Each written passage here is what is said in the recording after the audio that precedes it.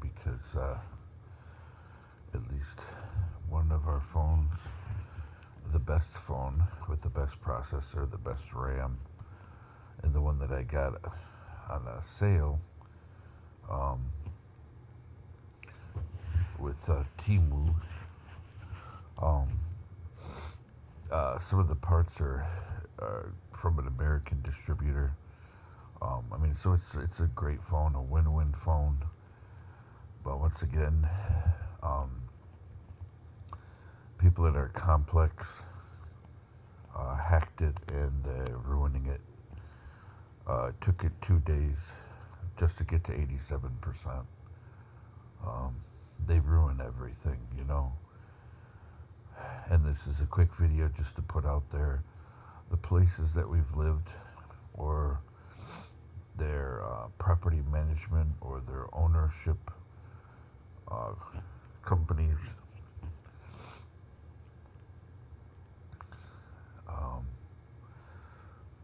They ruin, we just had a pattern.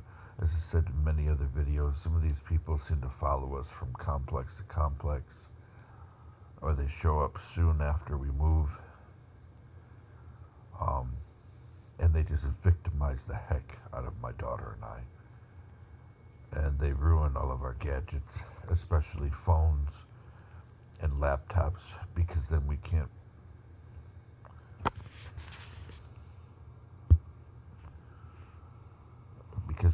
post any videos if we don't have any gadgets. And we can't forget that they will hack everything they can. Our our cable-based internet, they will find a way to mirror our IP, or to just DNS the heck out of the modem and ruin the modem. And they'll have friends who are technicians, like the place that we live now. The people that repeatedly hack us and stalk us around town, they got hooked up with some extra Cat 5, or not Cat 5, I forgot the name of the cable, but coaxial cable to connect their building to the building in front of them. But we've been having signal problems for 3 years. The most they do for me is they will go out to the cable box in front of, or behind our place, and they'll connect us to one of the different 8 lines that are coming into the junction box. That's it.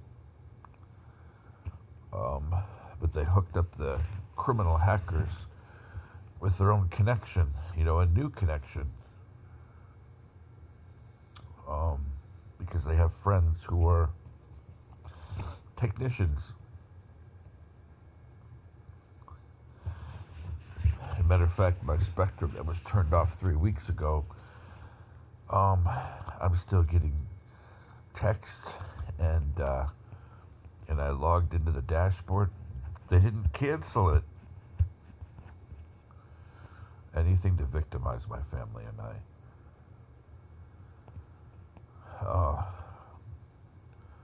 So some of the places that this has happened, and it can wear you down.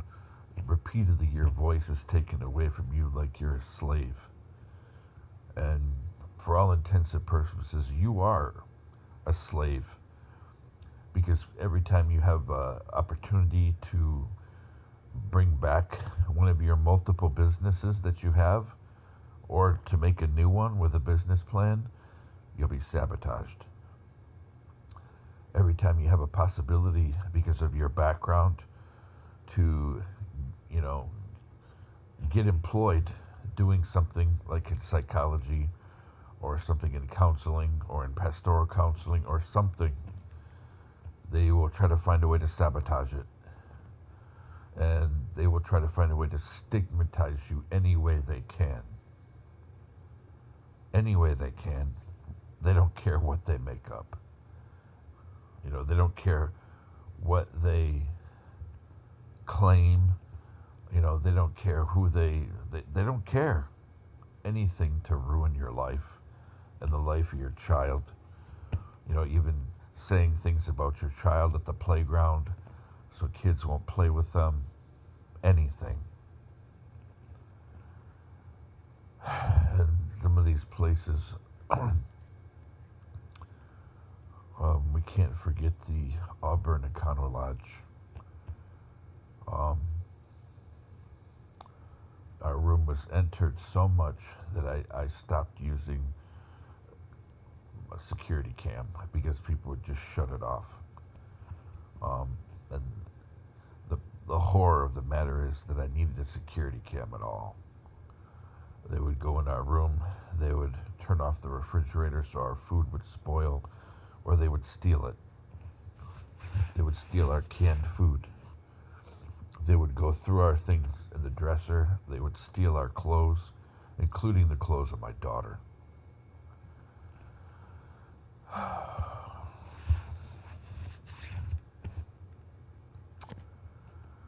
And we have Premier Real Estate 1, Premier R3, Premier Capital Management, Premier Property Management. Those are the names that the company goes by. And there, it seems like people were putting people around us to victimize us. And Countryway, Midwest Capital Management, LLC, also, we were surrounded by people that victimized us. Countryway Townhomes as well. People would victimize us any way they could. Matter of fact, at Countryway Townhomes, and I think at the other, at least one or two of the other places, people found a way to hack into my Gmail account. And they were posting my passwords, my usernames, as well as accounts for anything, banks, credit cards, our address, social security numbers for myself, my daughter, locations we're living, and probably the locations where my oldest daughter is as well. And my middle daughter, because people keep targeting us and keep, destroying our life financially, reputation-wise, psychologically. I haven't got back to the Philippines to find where my middle daughter is. She disappeared. Her mother's been hiding her since 2014. And sometimes she's not even in the Philippines. She's in the Middle East. She was in the Middle East for about 2 to 3 years. She got in trouble. She's infamous for absconding on visas, employment visas. And she was hiding in Saudi for a year to 2 years. Because once again, she absconded on a visa. And she goes from boyfriend to boyfriend and moves her daughter as well, in with her boyfriend's families, and she moves around. And this type of behavior is abusive, and it sets my middle daughter up for human trafficking, if something hasn't happened already. But because we're being targeted here, I can't go back there. Because we can't earn an income here, because people keep targeting us. I can't pay the debt that I owe the Philippines government, and they sent me home. They said, come back. Get on your feet and come back. You're not like other people. You can come back. Just pay back that deferred fee to immigration, and you can come back. And this is from it was a long time ago, 8 years ago now, but this is under commissioner for immigration affairs who told me this, and also the main immigration officer for the Manila airport.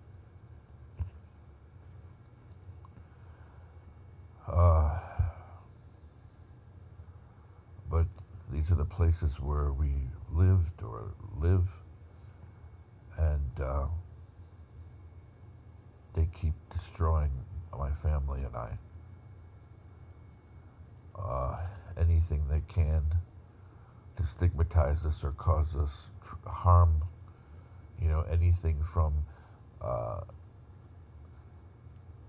inviting people from medical clinics where we go to move around us, or people from the stores that we shop at, to move around us, or let's see, what else have they done? People from the VA,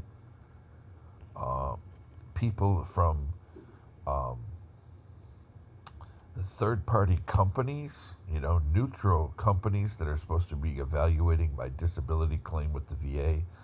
They move them around us, or they come invite them just to stigmatize. Anything they can do. And I know they're not completely behind this, but the kind of resources like this require money and hacking ability. You're not going to find this from your ordinary criminal hacker. This kind of a stuff. And the fact that it's so broad and it's, so destructive without people in law enforcement or criminal justice being involved, it tells me it's not Time's Up, it's not Me Too, it's none of those movements, This is some people with some resources. Now, they may employ people who've been in prison, such as I've found out. Some of the people that are around us have spent time in jail. And they're unrepentant.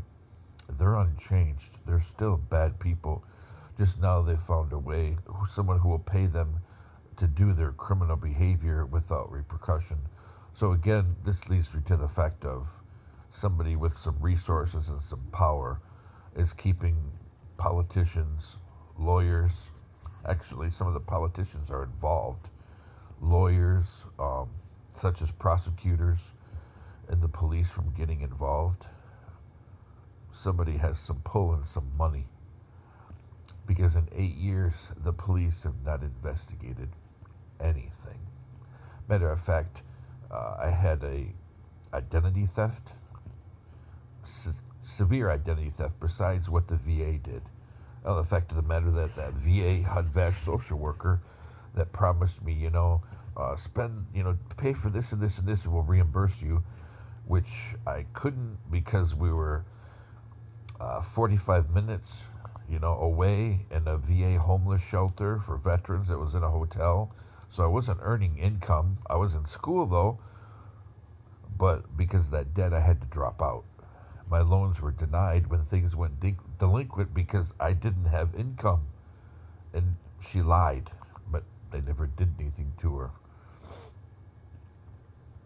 But these things happened repeatedly to us. And nobody investigates anything.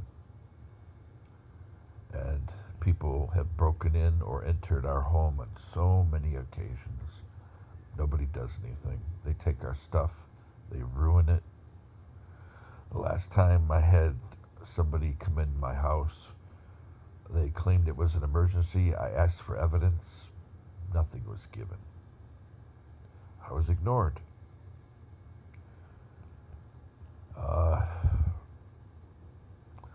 And they were in my home 2 minutes and 41 seconds. With over a minute and a half of time spent, they were in my room.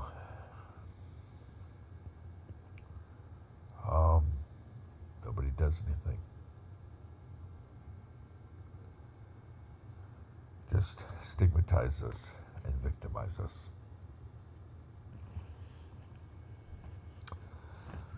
And those people, they move around us. As my lawyer has told me, they record anything they can. Appears to be random. It's not continuous, but they do anything they can to stigmatize us, to make trouble, to make me look bad, even to make my daughter look bad.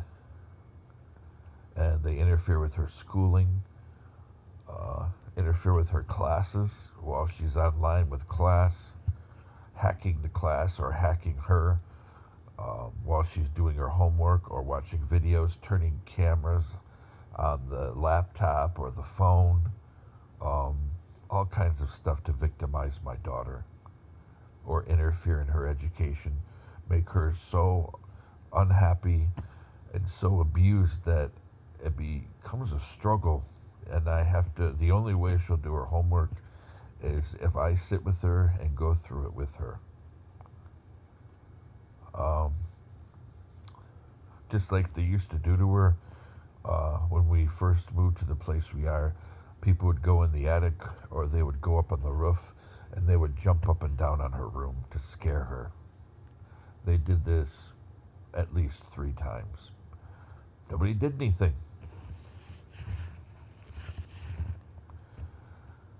And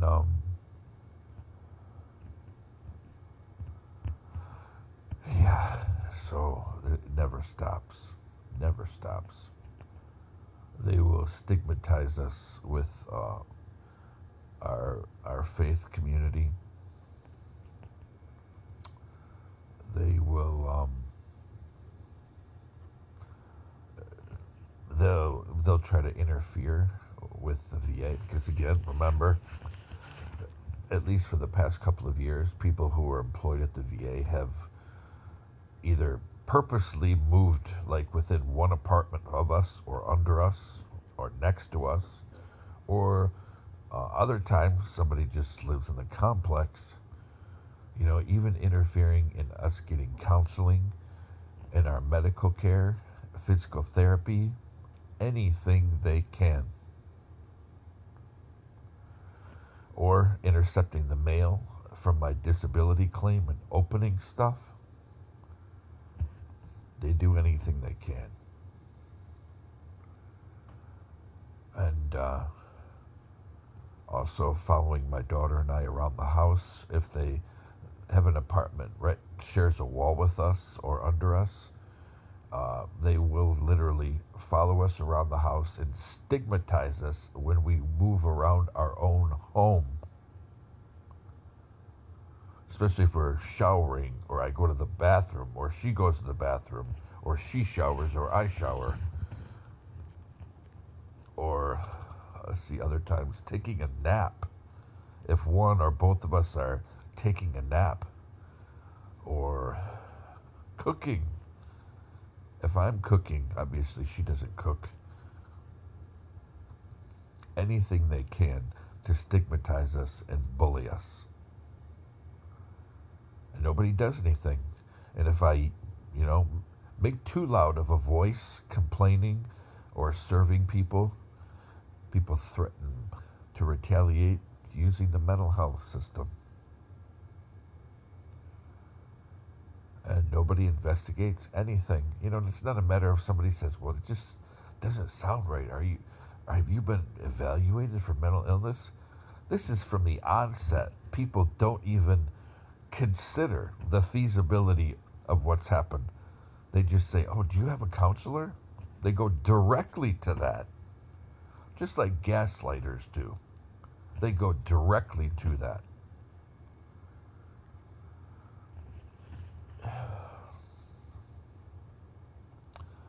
And this has been going on for 8 years.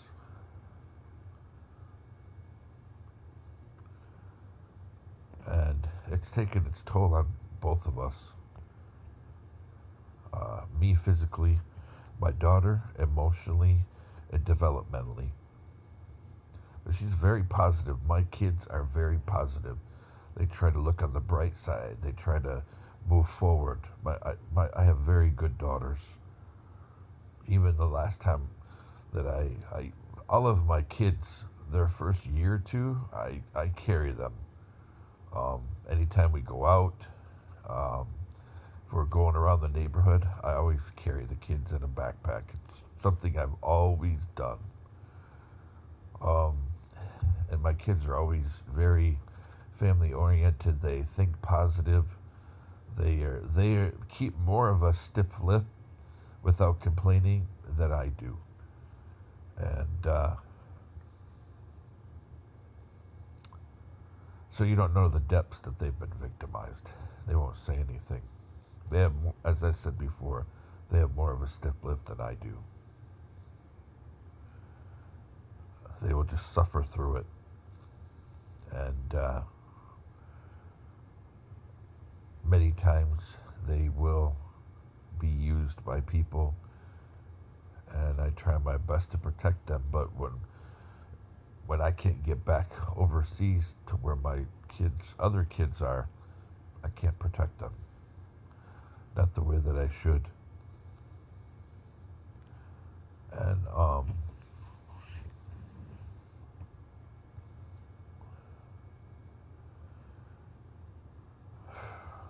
I'm just putting this out there as a record, because this stuff doesn't stop, and they're getting more aggressive now. They are giving me fake job offers, and I'll go through training that, I'll go through it hesitantly, but I've went through training before that after a day or two of training, when I'm like, hey, I want to talk to somebody, I want to see something in paper, and then all of a sudden I'll find out that it's a fake job, and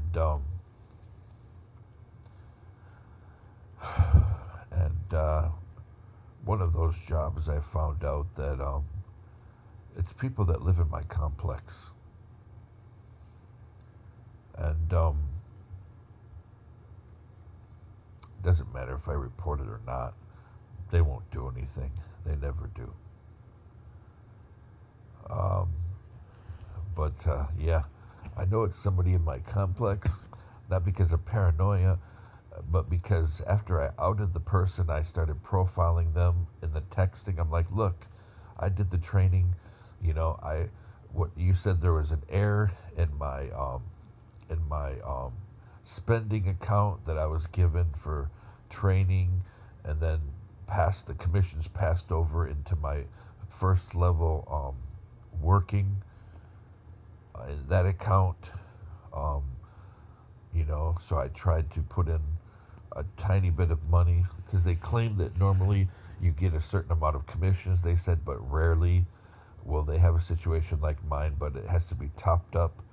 Okay, so I said, hey, I've seen the training. The platform is real. This is Sendin. It's a great platform. You get commissions for posting reviews and stuff like that, and setting up bookings. But it never topped up, and I had to keep deleting my e-wallet because I'm not going to leave it out there on the web. And when I started pressing and I started profiling them and stuff, they started, getting aggressive, arguing, threatening me, and then I found out that they live in my complex. They were telling me, get out of here, move out, we don't want you, just move out. There was somebody in my complex, the one we live now. And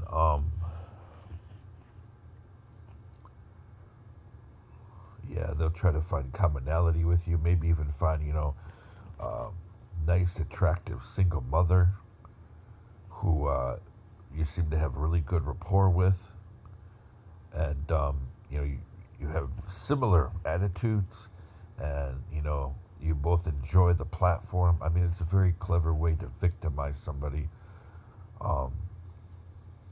which is sad that this would happen to Sendin, because, as I said before, this is a very successful marketing and travel company, and the platform that exists, whether they're mirroring the real platform and they're spoofing it, or part of this is real.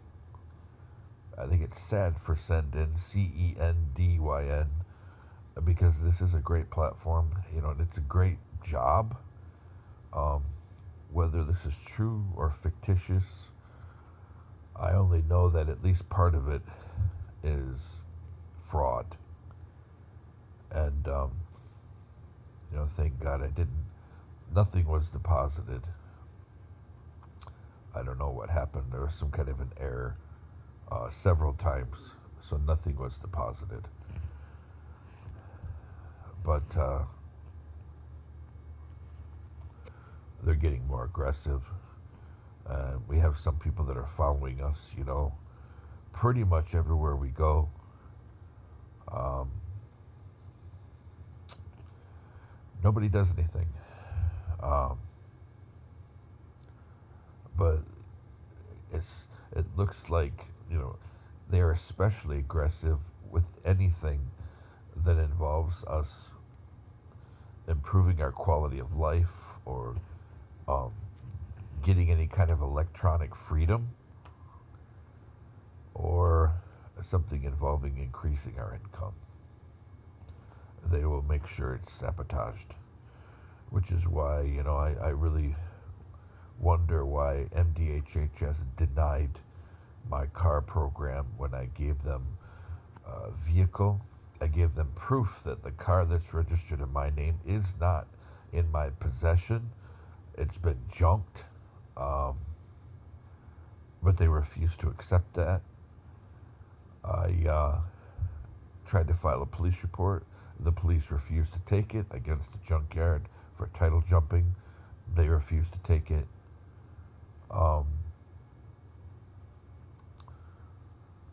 Let's see. Oh, they, claim that I don't have enough income to operate a vehicle when my businesses are based on having a vehicle. These are transportation and logistics jobs. And actually, I made a company just for this. And, but yet they'll give somebody money for a car who, works at Walmart part-time plus on Social Security, or somebody that works at a place like a pizza place part-time on Social Security. And they have no possibility of increasing. Nothing. There's no possibility they would ever increase their income. And I even offered to save up money for a couple of months to have half. Nothing for me. Nothing. I'm just denied flat out. And they involve the hearings coordinator for Saginaw County. The worker went to this online hearing. Actually, it wasn't even online. They didn't even give me that courtesy. They refused to do a video. They only did a telephone hearing. They refused to meet in person. And the worker pretended to be the supervisor. And the judge, when she sent her decision to me, she didn't address one single motion or argument that I had in her self-admitted 96 pages of testimony and evidence. Nothing. But the 20 that the hearings coordinator, why the hearings coordinator is even involved, she accepted every single thing the hearings coordinator said. Everything. Even if it was a lie. So the question that I wonder is, why does the governor of Michigan keep going to Washington? They're doing something here, and I don't know what the president's interest is in it, but I know I don't like her anymore. The attorney general as well. When I've turned to them to things happening, people in Saginaw County, they just ignore me. Or they send me a letter. Yeah, we forwarded the evidence and the statements you've given us to the criminal division, and nothing happens. But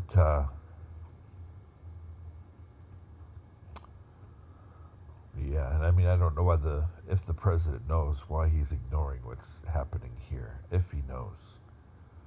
You know, he's friends with very wealthy people from Michigan who are involved with my company, my former company, so he has to know what's going on. It's very rare in the defense world does a company go employee owned. Very rare. Very rare in the defense world does a company um, take part of their investment portfolio and turn it into a pension. That never happens. Never. But at least some people from the company are involved. I have encountered them since 2014, and then when I came back to the States in 2017, I encountered them again. Sometimes in my own complex. But that's just, that's just part of the story, not the whole story. So I'm just posting this video because they're getting more aggressive. They're getting more destructive, and they're trying to stigmatize us even more, and nobody does anything. So this is a list of the complexes involved. I did my best to detail the situations. I just don't have enough access to communication to go in depth, but that's what investigators are paid for.